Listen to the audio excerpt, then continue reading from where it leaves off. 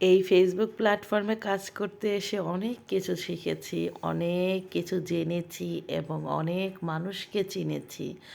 এখানে ভিন্ন ধর্মীয় মানুষ, ভিন্ন মেন্টালিটির মানুষ, ভিন্ন ক্যারেক্টারের মানুষ, প্রত্যেকটা মানুষই এখানে সম্পৃক্ত। ফেসবুকে সফলতা পেতে হলে হিংসা করে না, সবাই সবার সাথে হাতে হাত রেখে এগিয়ে যেতে হয়। যার ভিডিও সামনে আসুক না কেন দেখতে হয়, সুন্দর করে ভিডিওটা ফুল মনোযোগ দিয়ে দেখে তারপর একটা গঠনমূলক কমেন্ট করতে হয়, লাইক শেয়ার ফলো দিতে হয়।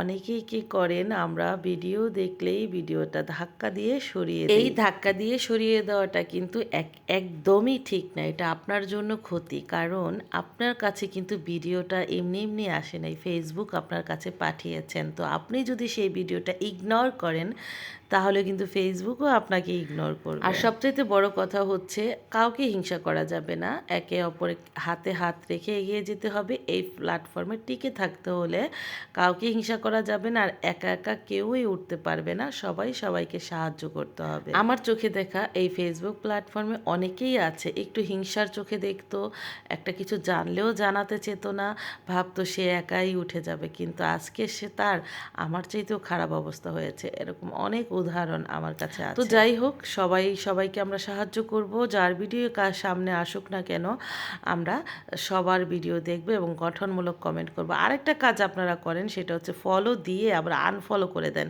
এই কাজটা কি ঠিক করেন বলেন? ফলোই যখন দিয়েছেন তখন কেন আনফলো করেন? এই কাজটা কখনোই আমি করি না, কারণ আমার মাথায় আসে না কেন, আমি তো তাকে ফলো করেছি, আমি কেন তাকে আনফলো করব? এই কাজটা মোটেও করা কিন্তু ঠিক না। আর এই কাজটা করলেই আপনি ভাবলেন যে আমি উঠে যাব, সে নেমে যাবে, এমন কিছু না। আপনার মতো একজন ফলোয়ার যদি আনফলো করে দেয়, তাতে কিন্তু আমাদের পেজের বিন্দুমাত্র ক্ষতি হবে না, বরঞ্চ আপনিই নিচে নেমে থাকবেন।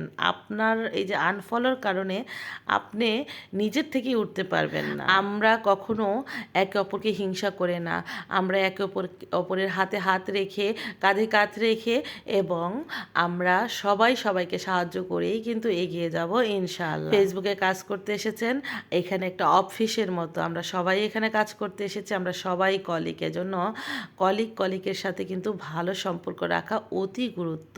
এজন্য আমরা যেটা করব সেটা হচ্ছে, আমরা সবার ভিডিও দেখব, দেখে গঠনমূলক কমেন্ট করব এবং লাইক শেয়ার কমেন্ট করে দিব। এই কাজগুলো আমরা যারা করব তারাই কিন্তু ফেসবুকে একদিন সফল পাবো ইনশাআল্লাহ। তো যেটা করতে হবে সেটা হচ্ছে আমাদের একে অপরের পাশে থাকতে হবে। আজকের ভিডিওটি এই পর্যন্তই। সবাই ভালো থাকবেন, সুস্থ থাকবেন। আল্লাহ হাফেজ।